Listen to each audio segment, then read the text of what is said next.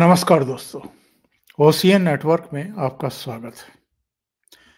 तो ज्ञानवापी ढांचे की जो एएसआई रिपोर्ट है, सर्वे रिपोर्ट है, वो सार्वजनिक होगी। वाराणसी कोर्ट का ये आदेश आ गया है। मुस्लिम पक्ष एक्चुअल में इसका विरोध कर रहा था। क्यों विरोध कर रहा था, ये भी जानने समझने की कोशिश करेंगे।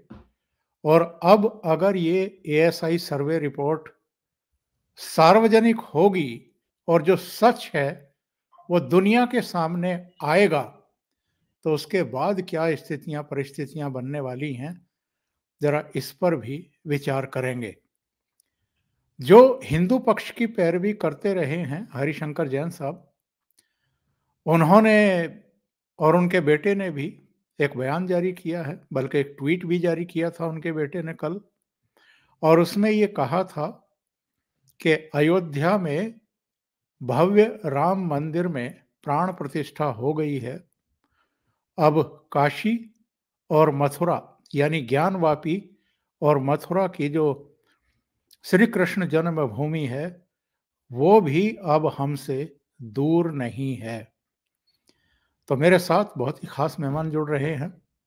हम ज्ञानवापी, जो हमारे आस्था के केंद्र हैं, जो हमारे पर्यटन स्थल हैं, जिनका विकास हो रहा है, उनसे इकोनॉमी को किस तरीके से बूस्ट मिलने वाला है, भारत की विदेशों में किस तरह से एक अलग ही सांस्कृतिक पहचान बनने वाली है, इस पर भी चर्चा करेंगे।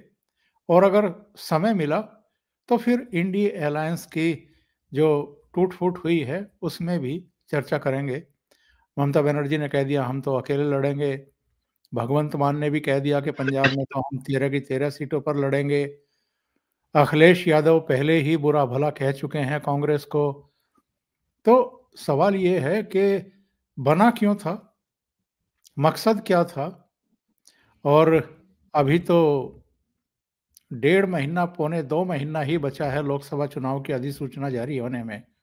उससे पहले ही इस दिल के टुकड़े लाख हुए, कोई यहाँ गिरा, कोई वहाँ गिरा। ये हालत हो गई है इंडी अलायंस की। तो सीधे जुड़ते हैं जाने-माने अधिवक्ता, राजनीतिक, आर्थिक और सामाजिक मामलों के मर्मज्ञ विजय सरदाना साहब के साथ, और फिर चर्चा को आगे बढ़ाते हैं। विजय जी, नमस्कार, बहुत स्वागत है आपका। प्रणाम सर, नमस्कार। जो ये शुभ सूचना आ रही है कि एएसआई की जो सर्वे रिपोर्ट है वो सार्वजनिक की जाएगी, एक तो इस एएसआई की सर्वे रिपोर्ट में क्या होगा, थोड़ा सा इसके बारे में बताइए। और रिपोर्ट अगर सार्वजनिक हो रही है तो ये हिंदू पक्ष की कितनी बड़ी कामयाबी है, और आगे का आप रोड मैप कैसे देख रहे हैं? ओंकार जी, इस महत्वपूर्ण मुद्दे को उठाने के लिए आपको प्रणाम और सभी दर्शकों को भी मेरा प्रणाम। बहुत स्वागत। सर, राम मंदिर का एग्जाम्पल हमारे सामने है। एक अगर हम देखें जो एएसआई की रिपोर्ट है और एएसआई का सिग्निफिकेंस क्या है, पहले थोड़ी-सी इस पे चर्चा कर लेते हैं। जी, जी। देखिए, जो भी चीज़ें आज हमारे सामने हैं और जो हिस्टोरिक है, जिनके पास हमारे पास कोई खास रिटन दस्तावेज नहीं है या हमारे पास कोई ऐसे प्रमाण नहीं है, कोई विटनेस नहीं है पर से, तो जो खंडर होते हैं, जो इमारतें होती हैं, जो वस्तुएं होती हैं, वो अपने आप में एक विटनेस का काम करती हैं। और उनकी सच्चाई जानने के लिए आज हमारे पास बहुत तरह के वैज्ञानिक संसाधन भी हैं।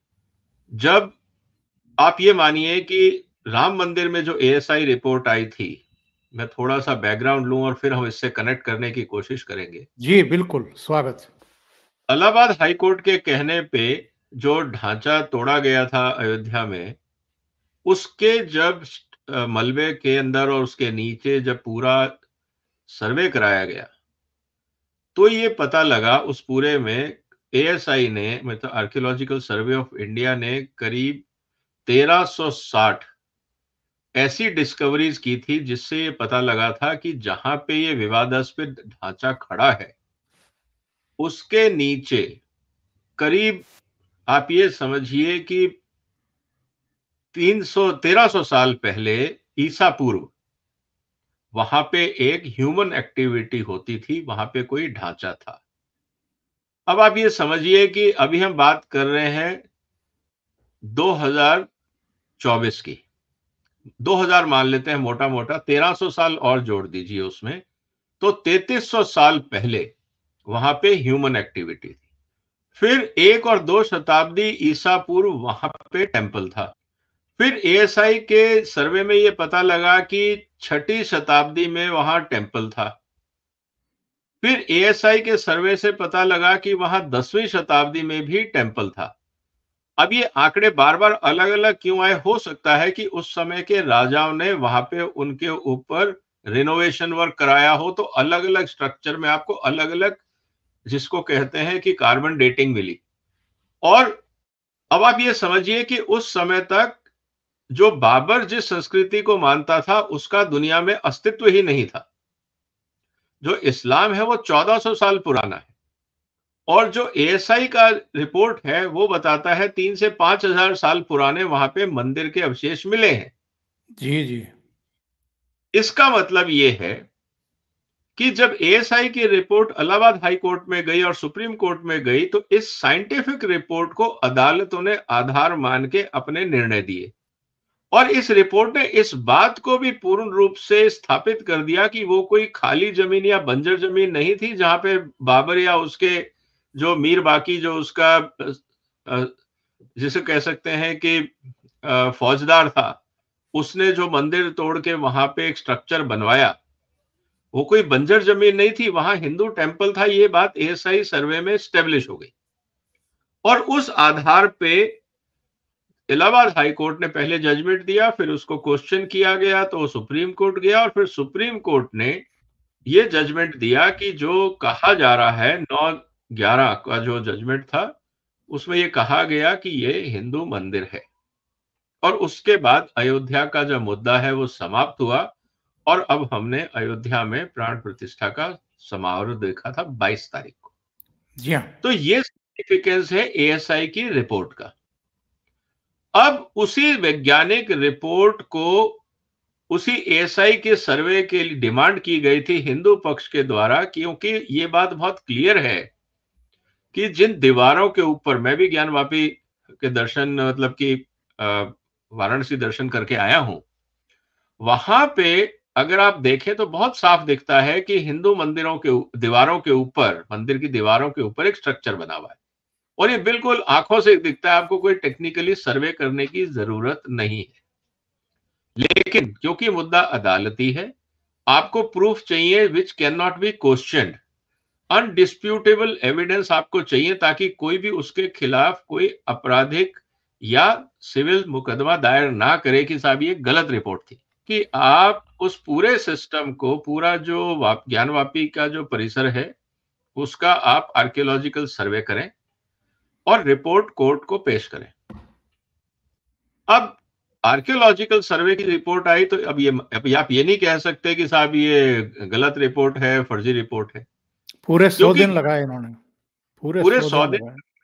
दिन इसको करना इसलिए जरूरी था क्योंकि ये भी जो ढांचा है, ये 1670, टू बी प्रिसाइज 1669 में औरंगजेब ने तुड़वा के यहां जो मंदिर था उसके ऊपर मस्जिद का निर्माण करवाया। ये स्थिति बहुत क्लियर है, ये एविडेंस में है। क्योंकि ये स्थिति अब इतनी पुरानी हो गई है, तो ये जरूरी है कि हम इसका साइंटिफिक असेसमेंट कराएं, इसीलिए एएसआई का सर्वे कराया गया। अब जो रिपोर्ट्स वहां पे आई हैं, हालांकि आंखों से दिखता रहा, सारे एविडेंसेस दिखते रहे, लेकिन अब एक वैज्ञानिक तथ्यों के आधार पे एएसआई ने उसकी डिटेल्ड रिपोर्ट कोर्ट को सबमिट की होगी। और अब जो रिपोर्ट है वो तथ्यों के आधार पे है। तथ्यों का मतलब है सच को सामने लाना।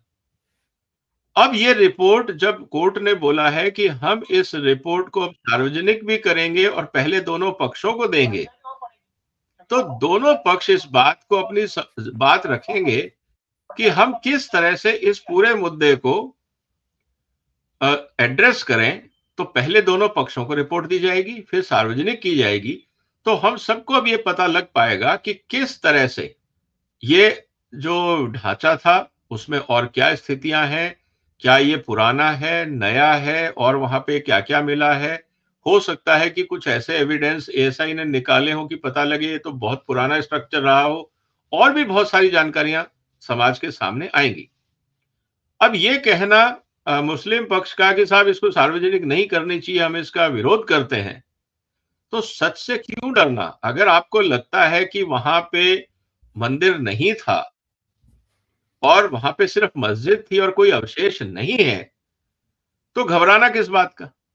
और अगर वहां पे मंदिर है और किसी आक्रांता ने उसको तोड़ा है, एक गैर कानूनी काम किया है, अगर आप आज के कानून के हिसाब से देखें तो औरंगजेब के ऊपर वॉर क्राइम का केस चलेगा, क्योंकि वॉर क्राइम में किसी भी रिलीजियस प्लेसेस को, सिविल स्ट्रक्चर्स को इस तरह से तोड़ना गैर कानूनी है, निंदनीय है, आपराधिक है। और अंतरराष्ट्रीय कानून के हिसाब से भी जो कर्म औरंगजेब ने किए हैं, अगर आप उनकी व्याख्या आज के कानूनों के संदर्भ में करें तो वो सारे के सारे, जिसको आप ये कह सकते हैं कि वॉर क्राइम की कैटेगरी में आते हैं। अब ये बात अलग है कि वो उस समय वहां बादशाह था, उसके हाथ में तलवार का जोर था, तो उसने जितने जुल्म ढाने थे अपनी मर्जी से ढा लिए, लोगों का कत्लेआम किया और जो हिंदू धर्म के तीर्थ स्थान थे उनको नष्ट किया अपने एक पागलपन के कारण। तो ये स्थिति अब इस सर्वे से साफ हो जाएगी, तो उससे कोर्ट को अपने व्यू देने में सहूलियत होगी, दोनों पक्षों के सामने फैक्ट्स होंगे, तो जब कोर्ट का जजमेंट आएगा तो कोई फिर ये नहीं कह पाएगा कि ये बायस्ड है, क्योंकि ये एविडेंस बेस्ड है। और जो कोर्ट लिखेगा, जिसको हम कहते हैं कोर्ट में speaking orders, self explanatory, complete in its all sense, वो अब हमारे सामने होगा।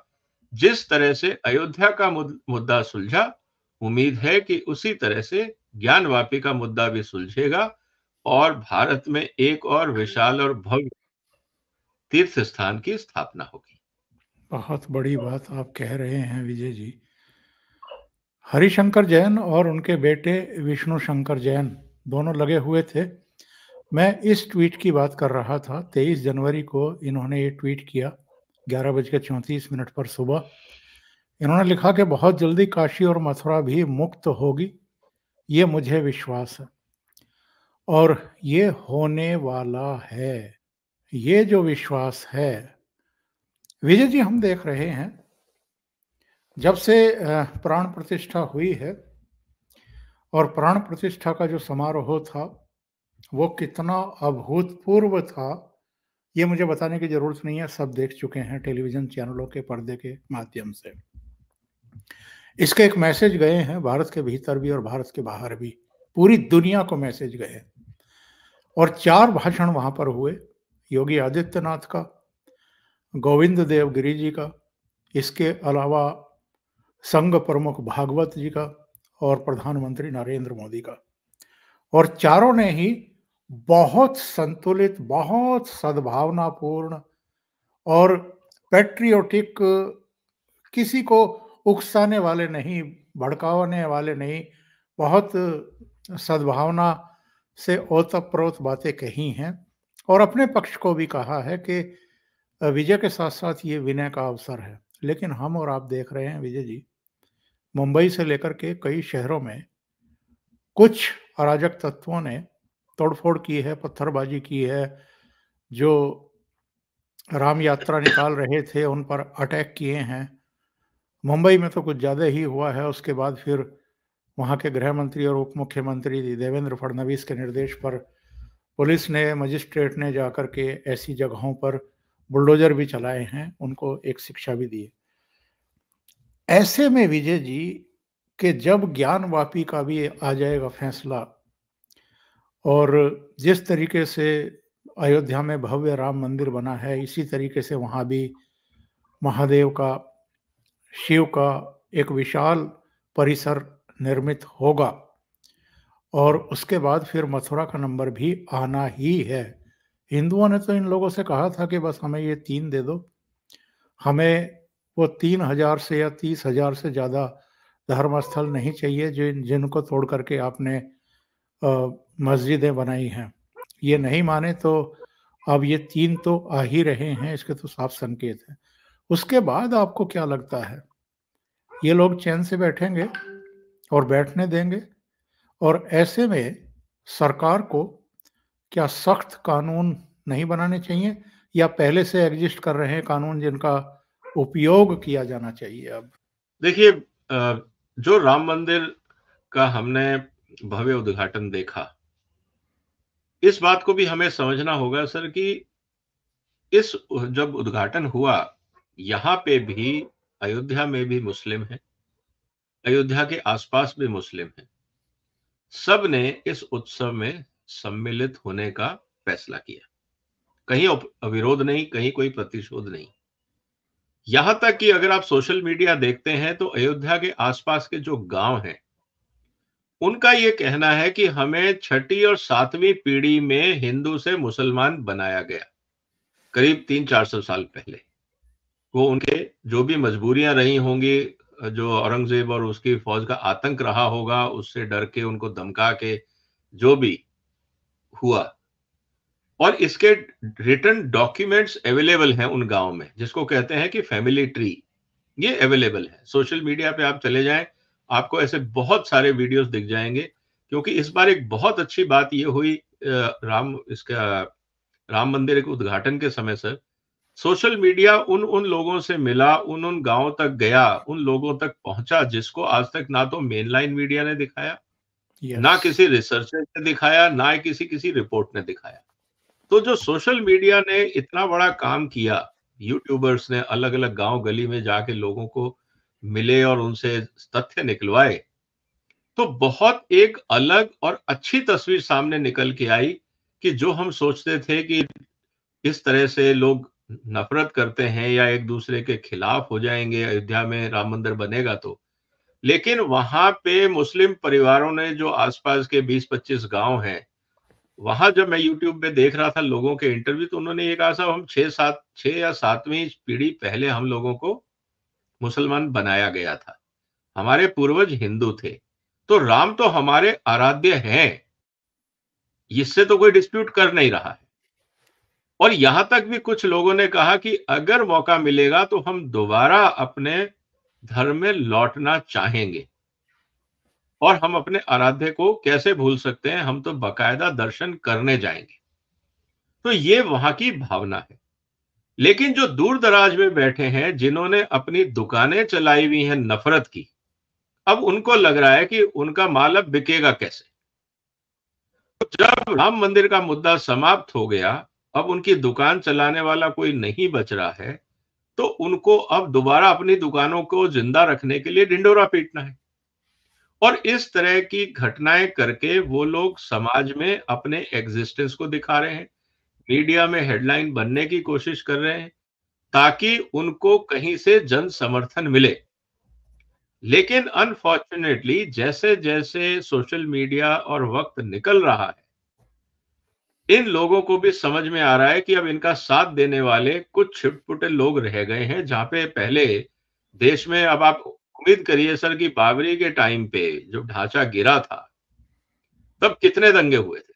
92 की मैं बात कर रहा हूं। पूरे देश में 2000 से करीब मतलब कि लोग मरे थे दंगों में। आज एक भी नहीं मरा। और जो घटनाएं हुई वो कुछ खास क्षेत्रों में हुई, जहां पे कुछ मानसिक रूप से विकृत लोग हैं, जो नहीं चाहते कि समाज में तरक्की हो, लोग खुशहाली से रहें। और अगर हिंदू पक्ष को या हिंदू धर्म के लोगों को उनका सबसे बड़ा आराध्य की जन्मस्थली में उनका मंदिर मिल गया, तो इसमें ऐतराज किस बात का। कल को कोई जाके मक्का मदीना में कहे कि नहीं, यहाँ पे मोहम्मद साहब का कोई लेना देना नहीं है, तो क्या आप मानेंगे इस बात को? अगर राम अयोध्या में पैदा नहीं हुए थे तो कहां हुए थे, ये बता दें। और अगर अयोध्या में राम पैदा हुए थे और आज उनके जन्म स्थल पर बड़ा भव्य मंदिर बन रहा है, तो इसमें गलत क्या है? तो इनके पास कोई आधार नहीं है, कोई लॉजिक नहीं है। इनको सिर्फ अपना फ्रस्ट्रेशन निकालना है, क्योंकि अब इनके हाथ में कुछ समझ में नहीं आ रहा कि अब क्या करें। क्योंकि इनका सबसे बड़ा जो ताकत है वो है अराजकता फैलाना, हिंसा फैलाना। यही इनका एक, जिसको कह सकता हूं कि ताकत है। अब वो ये दिखाना चाहते हैं कि हम अभी भी रेलेवेंट हैं, लेकिन अब समाज जागृत हो गया है, कोई इनका साथ नहीं दे रहा। पुलिस प्रशासन को भी समझ में आ गया है कि अगर डिले किया तो सोशल मीडिया में इंफॉर्मेशन इतनी वायरल हो जाएगी कि प्रशासन के ऊपर बात आ जाएगी कि आप क्या कर रहे थे। तो इसलिए आप देखेंगे सर, आजकल जहां पे भी अराजकता होती है, हमने नूह देखा, हमने बाकी जगह देखी, तुरंत सरकारों को कार्रवाई करनी पड़ती है और ऐसे तत्वों को ठिकाने लगाना पड़ता है ताकि सरकारें अपनी इज्जत बचा सकें कि हमने कार्रवाई करी, समाज में लॉ एंड ऑर्डर नहीं बिगड़ने दिया। विजय जी, ये बताइए, अभी हमने अयोध्या देखी है, उसकी कायाकल्प देखी है, इससे पहले काशी देखी है, केदारपुरी देखी है, महाकाल की नगरी देखी है, सोमनाथ देखा है, और जो चारों धाम हैं उनके लिए जो कनेक्टिविटी हुई है, जिस तरीके से एयरपोर्ट्स का, रेलवे का कायाकल्प हो रहा है, जाहिर है जितने हमारे पर्यटन केंद्र हैं या जितने आस्था के केंद्र हैं, और ये तो अयोध्या में प्राण प्रतिष्ठा के अगले दिन ही साफ हो गया कि किस तरीके से जो सैलाब है, जो भावनाएं हैं वो उमड़ी हैं। अगले ही दिन ये सूचनाएं मिल रही हैं कि 5 से 7 लाख लोग रामलला के दर्शन करने के लिए लाइनों में थे। तो ये जो एक इसका आर्थिक पक्ष होने वाला है, अर्थव्यवस्था को किस तरीके से बूस्ट मिलने वाला है, क्योंकि अयोध्या में आज इंटरनेशनल एयरपोर्ट है, रेलवे स्टेशन का पूरा कायाकल्प हुआ है, पुनर्निर्माण हो गया है, बहुत सारी नई ट्रेन्स जो हैं वो देश के अलग-अलग हिस्सों से वहाँ पर पहुँच रही हैं। सुनते हैं कि 50 नए होटल्स को परमिशन दे दी गई हैं, उनका निर्माण शुरू हो जाएगा। इसी तरीके से पूरी अयोध्या का कायाकल्प होने वाला है, और ऐसा ही अगर ज्ञानवापी के बाद वहाँ एक भव्य शिवालय बनने के बाद गतिविधियां और उरूज पर जाएंगी। अभी भी सुनते हैं कि करीब 13 करोड़ के आसपास जो पर्यटक हैं, जो आस्थावान हैं, वो वाराणसी पहुंचे हैं 1 साल में। यही हाल मथुरा में भी होने वाला है। तो इकोनॉमिकली, आर्थिक दृष्टि से किस तरह का बूस्टअप मिलने वाला है देश को? सर, इस बात को हमें मानना पड़ेगा कि एक एस्टिमेट ये है, जैसे आज का तो डेटा हमारे सामने आ ही गया, करीब 5 लाख के आसपास श्रद्धालुओं ने दर्शन किए। सर, आप पूरी दुनिया में इतिहास उठा के देख लीजिए, खासकर भारत की मैं बात कर रहा हूं। हमारे पास तमिलनाडु का लाइव एग्जाम्पल है।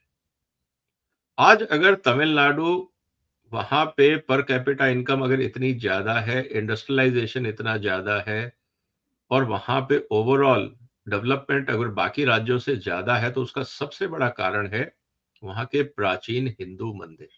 जितने भी तमिलनाडु के बड़े शहर हैं, आप उनमें एक चीज कॉमन देखेंगे, उन सब में एक बड़ा हिंदू मंदिर है। और वो बड़ा हिंदू मंदिर पहले आया था, शहर बाद में बसे। पहले वो छोटे छोटे किंगडम हुआ करते थे, कस्बे हुआ करते थे, जहां पे वो मंदिर बने। वहां पे जब श्रद्धालु आने लगे और वहां की जो लोकल इकोनॉमी थी, उन मंदिरों ने वहां पे, आज भी बहुत सारे मंदिरों के आसपास अगर आप देखें मेला लगता है। हम बचपन में जाते थे कि सावन के महीने में अगर आप देखें तो शिव जी के यहाँ हर सोमवार को मेला लगता था, और उस मेले का मकसद ये होता था कि मंदिर दर्शन तो अपनी जगह है, लेकिन समाज के हजारों लोग आसपास के गांव से भी मंदिर आते थे दर्शन करने, और मंदिर की तरफ जाने वाली सड़कों के दोनों तरफ दुकानें लगी होती थी। कोई कुछ बेच रहा है, कोई हैंडीक्राफ्ट बेच रहा है, कोई कपड़े बेच रहा है, कोई खिलौने बेच रहा है, कोई घर का सामान बेच रहा है, कोई बर्तन बेच रहा है, कुछ ना कुछ रहता था, और ये हर हफ्ते लगता था। तो कहने का मतलब ये है सर कि मंदिरों में क्योंकि श्रद्धालु आते हैं, तो जैसा बिजनेस में कहा जाता है कि जहां पे फुटफॉल होता है वहां पे बाजार होता है। पूरा का पूरा जो मॉल का कॉन्सेप्ट है वो क्या है? मॉल में जो अट्रैक्शन किया जाता है, पिक्चर हॉल बनाए जाते हैं, फूड कोर्ट बनाए जाते हैं, उनका पर्पस क्या है? पर्पस ये है कि लोग खाना खाने आएंगे, लोग पिक्चर देखने आएंगे, तो फुटफॉल होगा। जब फुटफॉल होगा तो जो आसपास की दुकानें, उनका माल भी बिकेगा। यही मॉल का कॉन्सेप्ट है। आप अगर मॉल में से फूड कोर्ट हटा दें, सिनेमा हॉल उठा दें, तो वहां पे मॉल की हालत एकदम बंजर बिल्डिंग जैसी हो जाएगी। वहां पे कोई आपको क्राउड नहीं दिखेगी। कहने का मतलब ये है सर कि आज की तारीख में पॉइंट ऑफ अट्रैक्शन है movie theatres and food courts. Bharat की सभ्यता में सबसे बड़ा जो अट्रैक्शन होता था वो होते थे मंदिर, क्योंकि पूजा के लिए लोग जाते थे। खास हफ्ते में एक दिन तो एक ऐसा होता है कि लोग जाना ही चाहते हैं। उसके अलावा इतने रीति रिवाज हैं, इतने घरों में फंक्शंस होते हैं, शादी ब्याह होते हैं, कभी पूर्णिमा है, कभी अमावस्या है, कभी होली है, कभी दिवाली है, तो मंदिरों में हलचल रहती थी। बिल्कुल। उस कारण क्या हुआ कि उसके आसपास बाजार बने। जब बाजार बने, कारीगर वहां रहने लगे तो कस्बे बने। जब कस्बे बने, लोग वहां रहने लगे, तो फिर आपको वहां पे बेसिक फैसिलिटीज चाहिए। फिर धर्मशालाएं आने लगी, क्योंकि बड़े मंदिर थे तो दूर दूर से जो दर्शालु श्रद्धालु आते थे, दर्शनार्थी आते थे, उनके रहने की थी, तो वहां पे सराय बनी, धर्मशालाएं बनी। और फिर वहां पे रहने वाले लोगों के लिए स्कूल बने, चिकित्सालय बने, और चीजें बढ़ती गई, जुड़ती गई, और वो शहर जो गांव और छोटा कस्बा था वो बड़े बड़े बन गए। आज वही सारे शहर तमिलनाडु के अंदर वर्चुअली लाइक मेट्रोपॉलिटन है, या आप उनको इंडस्ट्रियल टाउन बोल सकते हैं, या आप उनको इकोनॉमिक या कमर्शियल सेंटर्स बोल सकते हैं। लेकिन इस बात को हमें ध्यान रखना होगा कि वो सब शुरू हुए थे मंदिरों के कारण। और अगर आप वहां इतिहास उठा के देखें, तो वहां के राजाओं ने इस बात को कहा और प्लान करके बनाया कि मंदिरों के आसपास वो चाहते हैं कि कमर्शियल एक्टिविटीज हो। बाहर से व्यापारी आए, वहां अपना माल डिस्प्ले करें, लोकल व्यापारी आए, वो आए, किसान आए, सब आए, और यहाँ पे एक एक्सचेंज प्लेटफॉर्म बने मंदिरों के आसपास, और वहां पे व्यापार बढ़े, जिससे राजस्व भी मिलता था और लोगों को सुविधाएं भी मिलती थी। तो ये वेल स्टेब्लिश्ड कॉन्सेप्ट था भारत की समाज। आज की दृष्टि से अगर हम देखें, तो आज पूरा का पूरा, अगर मैं आपको कहूं, आप सर अमृतसर की इकोनॉमी से गोल्डन टेम्पल को हटा दो, क्या बिल्कुल बचेगा सही। वहां? आप कुछ नहीं जम्मू बचा। इकोनॉमी से वैष्णो देवी जी को हटा दो, इसी तरह से आप अजमेर में से दरगाह हटा दो, टाइम भी अजमेर का क्या सिग्निफिकेंस रह जाएगा?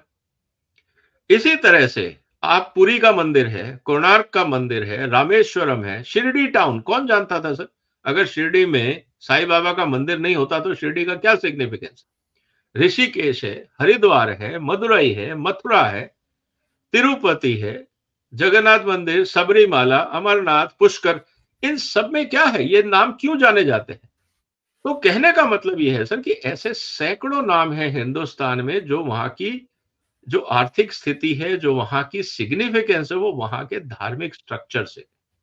और अगर हमने धार्मिक स्ट्रक्चर की जब हम बात कर रहे हैं, तो निश्चित रूप से इकोनॉमिक एक्टिविटी होगी। अब अगर अगर अयोध्या का एग्जाम्पल ले, तो सर अयोध्या की आबादी है मात्र 75,000, और श्रद्धालु पहुंचे हैं 5 लाख। 5 लाख लोगों को खाना तो खाना है सर, चाहे कितना भी आदमी उपवास रख ले, एक टाइम तो खाएगा, कुछ बेसिक जरूरतें तो अपनी पूरी करेगा, कुछ नहीं बिल्कुल। होगा तो नहाएगा, स्नान तो करेगा सर, पानी तो पिएगा, दूध चाय कुछ तो पिएगा। अब आप ये समझिए कि सर 75,000 की आबादी है, जिसमें बच्चे महिलाएं सब हैं, 5 लाख श्रद्धालु हैं, कहां रहेंगे सर? कहां खाएंगे? तो हर आदमी को, हर हाथ को काम आज अयोध्या में मिल गया है। और सिर्फ अयोध्या नहीं, 5 लाख आदमियों को रोज अगर हम सिर्फ फिनिश्ड गुड्स बताएं कि अगर उसने लंच डिनर ब्रेकफास्ट किया है, तीनों चीजें अगर, या थोड़ा सा स्नैक भी किया, चाय पानी दूध भी किया, मैं कहता हूं कंजर्वेटिव एस्टिमेट, एक आदमी ने ऑन एन एवरेज पूरे दिन में 1 किलो खाना खाया। हालांकि उसके प्रिपरेशन में काफी वेस्टेज भी होता है।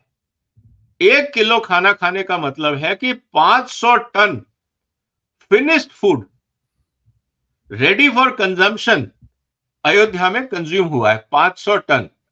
ये तो मैं सिर्फ वो बता रहा हूं जो मिनिमम है। इसको बनाने के लिए अगर मैं ये कहूं जस्ट फॉर एस्टिमेटेड सेक, ये 50% भी वेस्टेज हुआ होगा, छिलके विलके भी हटा दिए होंगे, तो 750 टन खाना आज कंज्यूम हुआ है अयोध्या में श्रद्धालुओं द्वारा। सर अगर ये एक महीना भी चलता है तो कितने हुए, और 750 टन खाना पैदा करने के लिए कितनी जमीन चाहिए? ऑन एन एवरेज 1 हेक्टेयर को अगर मैं लेके चलता हूं तो ऑन एन एवरेज अगर आप सारी चीजें मिला लें तो 2 टन। तो 300 350 हेक्टेयर का कंजम्पशन पर डे हो रहा है। तो 350 हेक्टेयर के किसानों को तो एक दिन में बाजार मिल गया। एक फसल को आने में करीब 40 मतलब कि आपके 90 दिन 100 दिन लगते हैं, 3 महीने मान लेते हैं, 4 महीने मान लेते हैं, 120 दिन। तो 350 इंटू 120 दिन, इतने किसानों की तो मार्केट फिक्स हो गई। तो कहने का मतलब यह है सर कि अयोध्या के आसपास अयोध्या का असर 100 किलोमीटर तक देखने को मिलेगा। उसमें हथकरघा उद्योग होगा, हैंडीक्राफ्ट्स होगा, आर्टिफिशियल ज्वेलरी होगी, चूड़ियां होंगी, बिंदियां होंगी, कालीन होंगे, कपड़े होंगे, पट्टू होंगे, कैप्स होंगे, मफलर होंगे, दुनिया भर की चीजें। तो अयोध्या के आसपास 100 किलोमीटर के रेडियस में आप देखेंगे अचानक इकोनॉमिक एक्टिविटी बढ़ जाएगी। उससे क्या हुआ? लोगों को रोजगार मिला, इकोनॉमी चली, और साथ में राज्य को राजस्व मिला। तो अगर आज अयोध्या मंदिर में मान लीजिए 1000 करोड़ रुपए का खर्चा हुआ है, मैं मान के चलता हूं कि अयोध्या में 1000 करोड़ रुपए का खर्च हुआ है जो सरकार ने नहीं दिया है। सरकार ने एक पैसा नहीं दिया, टैक्स पेयर का 5 पैसे भी नहीं लगे हैं पूरे अयोध्या में, अगर हम मंदिर की बात करें। बाकी तो सिविल इंफ्रास्ट्रक्चर सरकार की बारी है, सारा दान से आया। लेकिन सरकार को $1 बिलियन सालाना एडिशनल रेवेन्यू मिलेगा। तो बिना पैसे लगाए राज्य सरकार को 8 से 10 हजार करोड़ रुपए की एडिशनल इनकम होगी जस्ट बिकॉज ऑफ अयोध्या। आप उसमें एयरलाइंस के टैक्सेस देख लीजिए, रेलवेज देख लीजिए, बसेस देख लीजिए, कैब्स देख लीजिए, दुनिया भर के जीएसटी कलेक्शन, खाने पे, कपड़ों पे, होटल्स पे, दुनिया भर की चीजें सर। तो बिना पैसे लगाए हर साल अगर सरकार को 10,000 करोड़ रुपए मिल जाता है बिना पैसे लगाए, इससे अच्छा रेवेन्यू मॉडल सरकार के लिए क्या होगा? तो इससे सीख ये मिलती है, सबक ये मिलता है भारत की राज्य सरकारों को कि अगर आपके पास राजस्व की कमी है तो आप अपने यहां जो आस्था के केंद्र हैं, जिनको आज तक आपने ध्यान नहीं दिया, उनकी इज्जत करना सीखें, उनको ग्लोरीफाई करें, समाज को उनके सामने प्रस्तुत करें, और बदले में जो आपने एफर्ट किया है आपको रेवेन्यू मिलेगा, आपका राज्य की तरक्की होगी, आपके यहां एम्प्लॉयमेंट होगा, रेवेन्यू मिलेगा और ओवरऑल प्रॉस्पेरिटी आएगी। तो धर्म सिर्फ आस्था का प्रतीक नहीं है सर, धर्म एक बहुत बड़ा राजनीतिक के साथ साथ आर्थिक और सामाजिक बदलाव का केंद्र भी होता है। और जो लोग कह रहे थे कि मंदिर की जगह अगर एजुकेशनल इंस्टीट्यूट और दूसरे संस्थान बनवाए जाने चाहिए या अस्पताल बनवाए जाने चाहिए, क्या उनको अब जवाब नहीं मिल जाएगा कि गवर्नमेंट के पास तो अब इतना रेवेन्यू आ जाएगा इससे कि वो विश्व स्तरीय इंस्टीट्यूट जो है अयोध्या में ही बनवा सकती है? सर देखिए, जिसको समझ नहीं है, जिसको सिर्फ आर्ग्यूमेंट करना है, वो कुछ भी बोल सकता है। मंदिर की जगह आप हॉस्पिटल बना देते, कोई बोलेगा क्रिकेट मैदान बना देते, कोई बोलता जरूरत क्या थी, गार्डन ही बना देते। तो ऐसे बिना सिर पैर के कम दिमाग वाले जस्टिफिकेशन बहुत होंगे, लेकिन मुझे लगता है कि अब इस तरह के जो विचार लोग रखते थे उनको समझ आ जानी चाहिए। उन्होंने ना तो शायद भारत भ्रमण किया है, अगर भारत भ्रमण किया है तो उन्होंने भारत को समझा नहीं, सिर्फ टाइम वेस्ट करने चले गए, देश को नहीं समझा, समाज को नहीं समझा। अब ये लाइव एग्जाम्पल है और मुझे लगता है कि इस समय दिली इच्छा तो मथुरा में भी सबकी ये होगी कि हमारे यहाँ मंदिर बन जाए। इवन मुस्लिम कम्युनिटी भी चाहेगी मथुरा की कि अब यहाँ मंदिर बन जाए, कम से कम हम लोगों का रोजगार तो चल जाएगा। मस्जिद तो हम कहीं भी बना लेंगे, इस्लाम के हिसाब से कोई मस्जिद फिक्स जगह नहीं होती है, वो तो जहां पे भी आप कहीं पे भी बैठ के 4 आदमी अपनी जगह पे मस्जिद बना सकते हैं, नमाज कहीं भी आप पढ़ सकते हैं, क्योंकि आपको तो कोई मंदिर चाहिए नहीं, आपको तो कोई मूर्ति चाहिए नहीं, आपको तो सिर्फ बैठने की जगह चाहिए और दिशा पता होनी चाहिए कि पश्चिम की तरफ करना है। काबा की तरफ। तो कहने का मतलब ये है कि आपको कुछ नहीं चाहिए, लेकिन दिली इच्छा, मैं गारंटी से कहता हूं सर कि आज मथुरा का हर निवासी ये चाह रहा होगा कि जिस तरह से अयोध्या में भव्य मंदिर बना है, मथुरा में भी इतना या इससे भी अच्छा कृष्ण जी का मंदिर बने, जिससे पूरे मथुरा निवासियों को काम धंधा मिले, सबकी जिंदगी बदल जाएगी, चाहे वो किसी भी कम्युनिटी का हो। आज इस बात को मानिए सर कि जो दुकानें मुस्लिम कम्युनिटी के लोग अयोध्या में चला रहे हैं, क्या वहां बिक्री नहीं हो रही? या जो बिल्कुल। रेस्टोरेंट चला रहे हैं, होटल चला रहे हैं, रिक्शा चला रहे होंगे, या सब्जी बेच रहे होंगे, या कैब चला रहे होंगे, वहां ड्राइवरी का काम कुछ भी कर रहे होंगे, क्या उनकी इनकम नहीं हो रही? क्या किसी श्रद्धालु ने कहा कि आप मुस्लिम हो तो मैं आपको पैसे नहीं दूंगा, बस आप मुझे फ्री की सर्विस दो? किसी ने बोला आज तक? तो कहने का मतलब ये है कि ये बात अब धीरे धीरे देश के हर समझदार इंसान को निकलेगी कि एक तो मंदिर, चाहे वो काशी का हो, चाहे वो मथुरा का हो, एक तो इसका विवाद सुलटेगा तो समाज में शांति आएगी, दूसरा सब पक्षों का आर्थिक सुधार भी होगा, और उसका लाइव एग्जाम्पल है अयोध्या। विजय जी, बहुत बहुत धन्यवाद आपका ओशियन नेटवर्क के लिए इतना समय निकालने के लिए और कई महत्वपूर्ण मुद्दों पर चर्चा करने के लिए। Thank you so much. नमस्कार। नमस्कार सर। वंदे मातरम। वंदे मातरम। जय श्री राम। जय श्री राम।